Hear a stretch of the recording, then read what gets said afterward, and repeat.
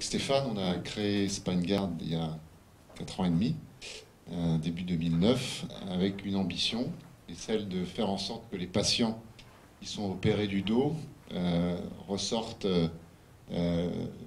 plutôt mieux qu'avant. C'est un instrument en fait qui permet aux chirurgiens, donc notre technologie principale qui est là, Stéphane, tu peux montrer un peu à quoi ça ressemble. Donc c'est un instrument qui permet aux chirurgiens qui mettent des vis dans la colonne vertébrale de s'assurer que les vis sont bien placées. Voilà. C'est un marché important, près d'1 million de procédures qui sont réalisées chaque année dans le monde. Et donc l'entreprise a déjà fait un petit bout de chemin puisque nous sommes maintenant dans 45 pays.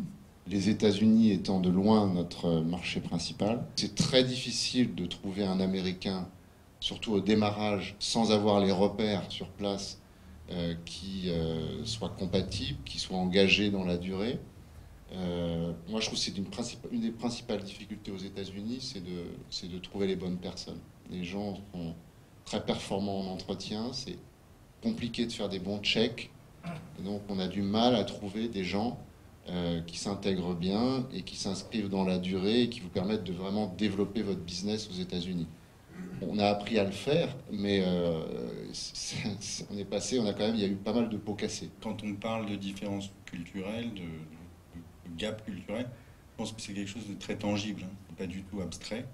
Je pense que les Américains, en général, ont des attentes d'un niveau, notamment en termes de services, ont des attentes hyper élevées. Je pense que quand on a une entité américaine et une entité française qui travaillent ensemble, pour caricaturer le point, je pense que la perception des Français de ce que font les Américains, c'est « il nous coûte une fortune » et on ne voit pas bien le retour sur investissement. Le point de vue des Américains sur comment ils sont gérés depuis la France, c'est ils ne comprennent pas mes besoins, ils ne comprennent pas les besoins de mon marché, ils sont petits bras, ils n'arrivent pas avec les moyens nécessaires à réussir. Donc c'est extrêmement important, et si donc deux entités comme ça, que le contrôle soit d'un côté ou de l'autre, essayent de travailler ensemble, mais qu'il n'y a pas un bridge avec une confiance mutuelle extrêmement forte, ça ne va pas fonctionner, parce que les gens vont en fait se tirer dans les pattes via des emails, ils vont pas bosser ensemble, ils vont pas se comprendre. Donc c'est extrêmement important. Je pense qu'il y a différentes formules qui doivent pouvoir fonctionner. Nous, on a trouvé la nôtre, qui est d'avoir deux fondateurs qui sont venus voilà, de chaque côté de l'Atlantique. On ne peut pas réussir de suite. Encore une fois, il faut passer par des itérations. Il faut trouver les bonnes personnes. Il faut trouver la bonne formule, le bon modèle de vente. Il faut obtenir l'homologation des produits.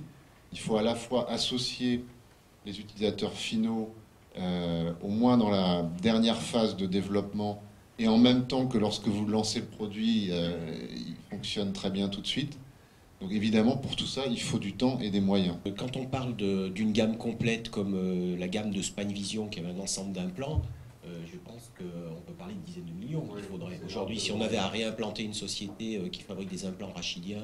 ça peut être même des centaines. Si on veut faire un PMA, quand c'est un produit vraiment innovant dans le domaine de la santé, voilà, c'est au-delà de 100 millions, parce que voilà, c'est une très grosse étude clinique, énormément de suivi, et ça devient le coût principal. Dans le cas d'entreprises industrielles qui en plus ont des stocks significatifs, parce que là, à nouveau, la différence culturelle fait que le client américain ne supporte absolument pas le moindre retard de livraison.